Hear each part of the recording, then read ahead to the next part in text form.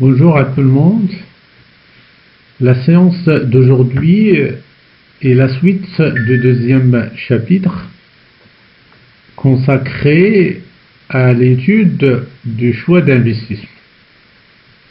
Nous avons présenté au cours de la séance précédente les caractéristiques financières d'un projet d'investissement et nous avons présenté le premier élément qui est relatif à la détermination de montant de capital investi. Aujourd'hui, les autres éléments qui caractérisent un projet d'investissement.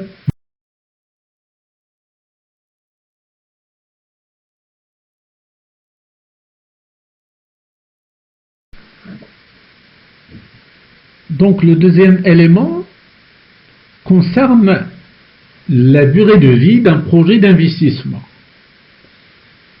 Comme vous le savez, la durée de vie d'un projet d'investissement est la période durant laquelle le projet génère des flux de trésorerie. Or, il faut distinguer à ce niveau trois catégories de durée de vie. Il y a la durée de vie technique, la durée de vie économique et la durée de vie fiscale. En ce qui concerne la première durée, qui est la durée de vie technique, c'est une durée qui est fonction des conditions probables d'utilisation des immobilisations. Et donc, c'est en quelque sorte comment l'immobilisation ou le matériel, par exemple, est utilisé par l'entreprise. Donc ça, c'est la durée de vie technique. La seconde durée de vie, c'est la durée de vie économique, qui est fonction de contexte économique au sein duquel évolue l'entreprise. Et la troisième durée de vie, c'est la durée de vie fiscale, qui correspond à la durée de vie pendant laquelle le bien est amorti. Et donc, vous pouvez remarquer que cette troisième catégorie de durée de vie, c'est la durée de vie qui concerne la période pendant laquelle l'immobilisation est amortie. Et donc, si on retient cette dernière durée de vie, qui est la durée de vie fiscale, il paraît que c'est la durée de vie d'amortissement. Et donc, lorsqu'on veut évaluer un projet d'investissement et déterminer sa durée de vie, nous remarquons que cette durée procède d'une évaluation administrative arbitraire et souvent éloignée de la réalité technique. Or, la rentabilité d'un projet d'investissement doit être évaluée selon la durée de vie économique, c'est-à-dire sur l'ensemble de la période pendant laquelle l'investissement est effectivement utilisé par l'entreprise. Et par conséquent, la période durant laquelle l'investissement engendre des cash flows. Mais au niveau de pratique, il paraît que cette durée de vie est très difficile à prévoir. Et par conséquent, on dirait que la durée de vie technique également, c'est une durée de vie technique qui est très difficile à déterminer d'une entreprise à une autre. Et donc, ce qui reste, c'est la durée de vie fiscale. Et donc, la durée de vie fiscale, c'est la durée d'amortissement qui est généralement retenue comme une durée de vie d'un projet d'investissement.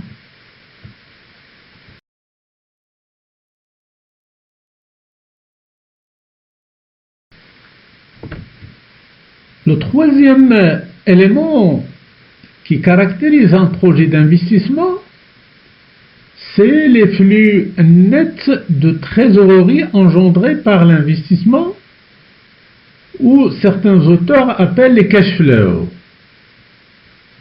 Donc la mesure de la rentabilité des investissements repose essentiellement sur le concept de cash flow. Un cash flow ou un flux net de trésorerie est le solde des flux de trésorerie engendrés par un investissement à la clôture d'une période. Et donc le cash flow ou le flux net de trésorerie est égal au résultat net engendré par l'investissement plus dotation aux amortissements. Donc lorsqu'on calcule un flux net de trésorerie d'exploitation lié à l'exploitation, c'est un cash flow qui est calculé de deux manières. La première, c'est, comme je l'avais dit tout à l'heure, c'est le résultat net engendré par l'investissement plus les dotations aux amortissements. Il y a également une autre formule, c'est que le cash flow, il est égal au montant de flux brut de trésorerie lié à l'exploitation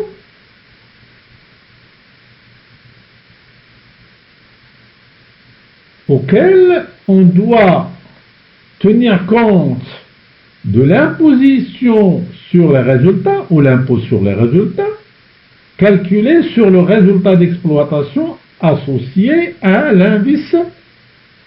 l'investissement. Autrement dit, le cash flow est égal à la capacité d'autofinancement plus ou moins la variation de besoins en fonds de roulement. Or, il faut faire attention entre le cash flow et la CAF. Parce que le cash flow, c'est un flux de caisse qui est dégagé par la différence entre l'ensemble des recettes et des dépenses. Alors que la capacité d'autofinancement repose sur le principe de la comptabilité générale et qui est obtenu par la différence entre les produits et les charges. Donc la notion de cash flow ne doit pas être utilisée que pour mesurer la rentabilité d'un projet d'investissement individualisé. Et donc, lorsqu'on a pris la première formule, c'est une formule qui détermine le montant du cash flow par la différence entre les encaissements et les décaissements. La deuxième formule, c'est le cash flow,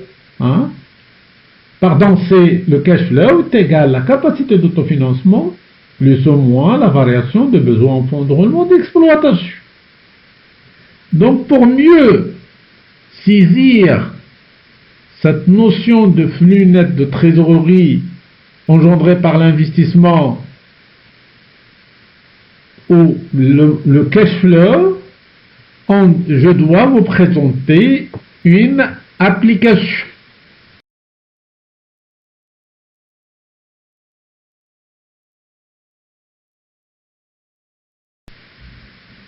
Donc, pour mieux comprendre cette notion de cash flow, de flux net de trésorerie, je vous présente l'application suivante. Soit un projet d'investissement qui comporte des matériels d'une valeur hors taxe de 240 000 dirhams, amortissable linéairement sur 5 ans. La TVA est totalement récupérable. L'augmentation de besoins en fonds de roulement est estimée à 40 000 dirhams. Les prévisions d'exploitation relatives à ce projet sont données ci-dessous, en milliers de dirhams. Donc nous avons les années, donc 5 années. Nous avons le chiffre d'affaires pour la première année 350 000, la deuxième année 380 000, la troisième année 310 000, 360 000 pour la quatrième année et 280 000 pour la cinquième année. Nous avons les charges variables 140 000, 160 000, 150 000 pour la troisième année, 140 000 pour la quatrième année et enfin pour la cinquième année 120 000. Les charges fixes hors amortissement sont évaluées à 60 000 dirhams et sont supposées rester constants, c'est-à-dire à ce niveau pendant les 5 ans. Donc le travail à faire, c'est de déterminer les cash flows correspondant à ce projet d'investissement. Donc rapidement, je passe à la solution.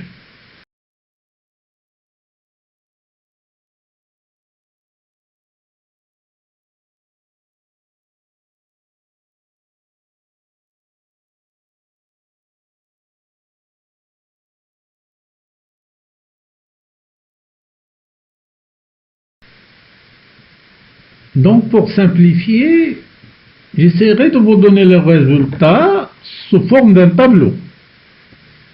Donc la première des choses que nous devrons faire, c'est de calculer l'amortissement annuel.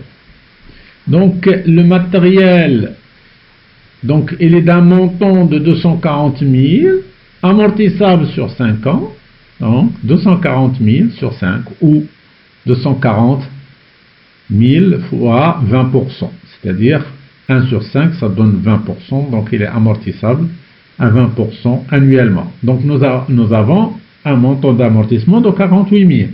Donc vous pouvez remarquer que nous devrons transformer tous les chiffres en milliers.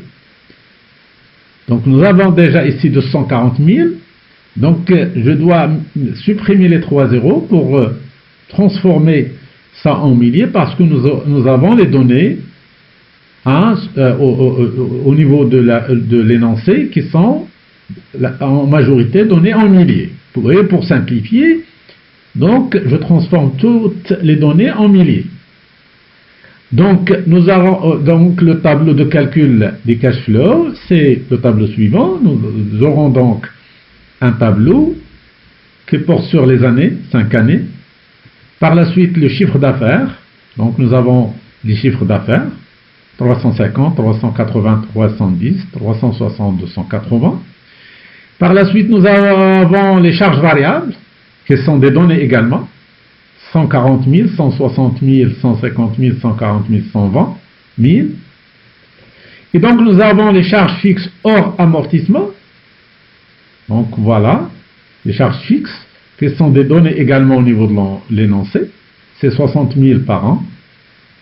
Et l'amortissement, nous l'avons calculé au début de la solution, c'est 48.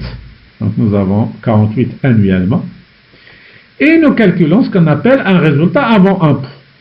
Un résultat avant impôt, qui est généralement un résultat d'exploitation avant impôt, c'est le chiffre d'affaires, c'est le 1, moins les charges variables, moins les charges fixes, moins l'amortissement. Donc c'est 1, moins 2, moins 3, moins 4.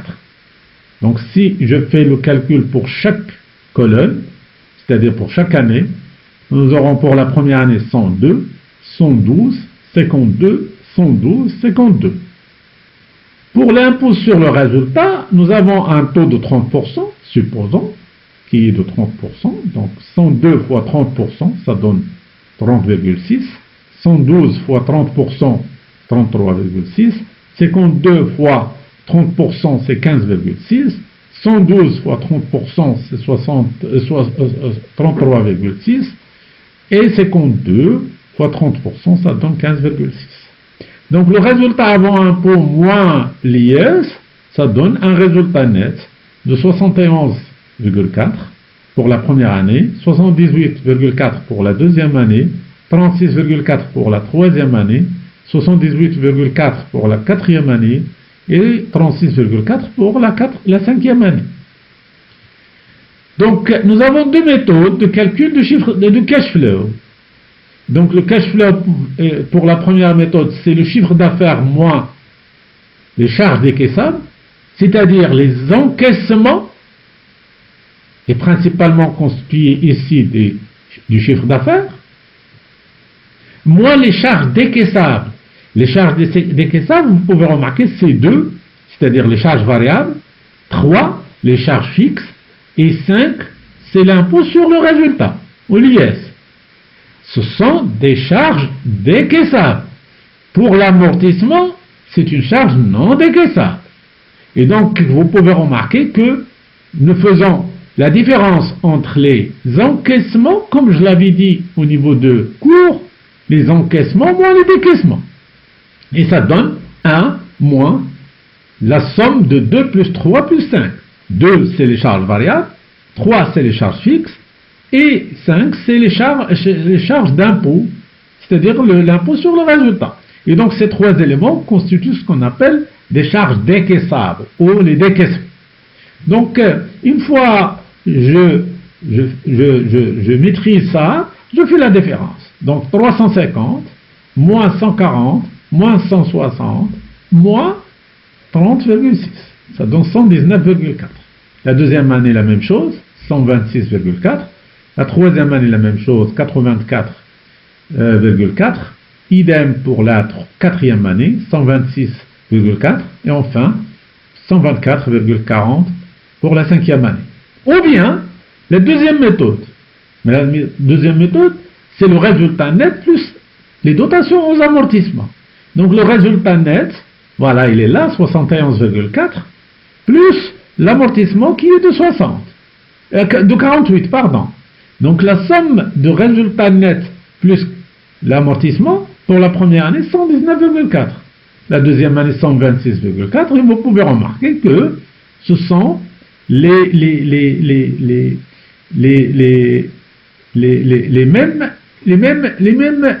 mêmes chiffres.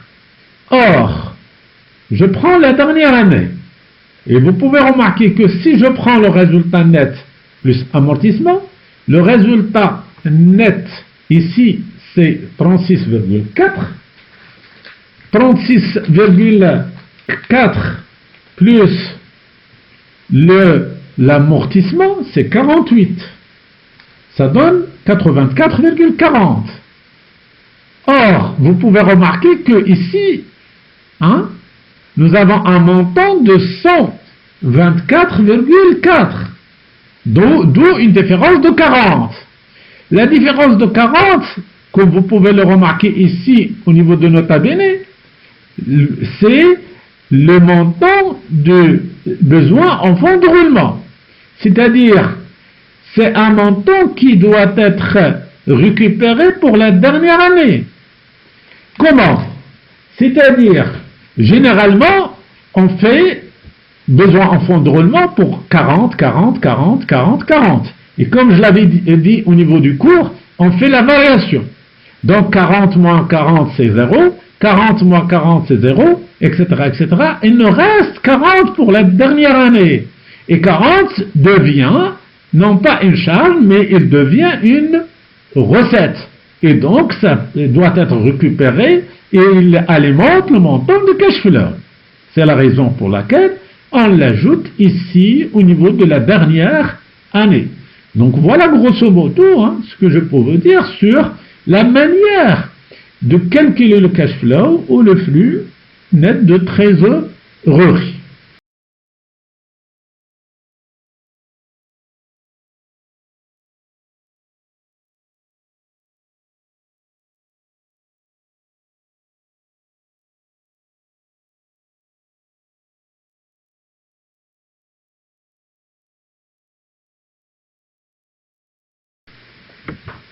La quatrième caractéristique financière d'un projet d'investissement, c'est la valeur résiduelle, ou ce qu'on appelle la valeur terminale. Et donc à la fin de l'utilisation d'un matériel ou d'une immobilisation, cette dernière conserve une valeur vénale, qui résulte soit de leur revente, auquel cas il faut tenir compte de l'incidence fiscale des plus ou moins values éventuelles, soit d'une réutilisation partielle qu'il convient d'évaluer par rapport aux dépenses entraînées par l'acquisition d'un bien de même type, en rendant des services analogues, soit de la récupération de besoins en fonds de roulement. Donc vous pouvez remarquer qu'il y a 3 cas qui peuvent conduire à la détermination d'une valeur résiduelle ou valeur terminale.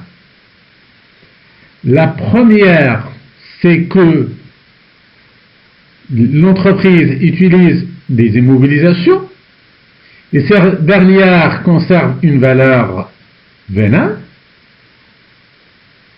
Et donc, l'entreprise, elle peut revendre ses immobilisations.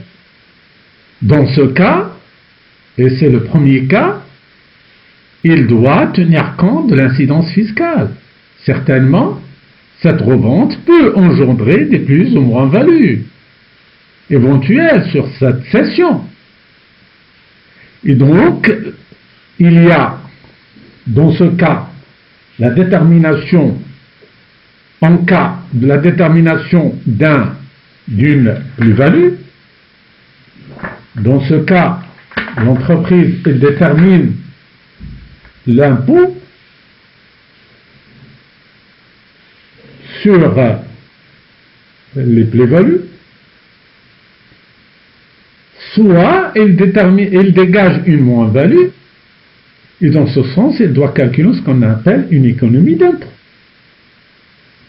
Deuxième cas qui conduit à la détermination des valeurs résiduelles, c'est le cas que l'entreprise conserve cette immobilisation pour une réutilisation. Et dans ce sens, elle doit l'évaluer. Elle doit lui donner une valeur, et donc elle engendre une dépense, c'est-à-dire une valeur qui doit être considérée comme si l'entreprise a acquis un bien de même type. Et dans ce cas, il doit être aussi pris en compte au niveau de projet d'investissement. Et enfin, la dernière, je dirais, le dernier type de valeur résiduelle, c'est lorsque l'entreprise a un besoin en fonds de roulement d'exploitation qu'il doit récupérer à la fin du projet d'investissement. Et donc, il est considéré généralement comme une valeur résiduelle. Donc, généralement, c'est la valeur d'un projet d'investissement à la fin de la durée de vie de ce projet. Et donc, vous pouvez remarquer que dans le cas où l'entreprise a cédé ce bien, donc la valeur résiduelle, c'est le prix de cession net d'impôt. Donc la formule, la valeur résiduelle est égale à le prix de cession moins impôt sur la plus-value éventuelle.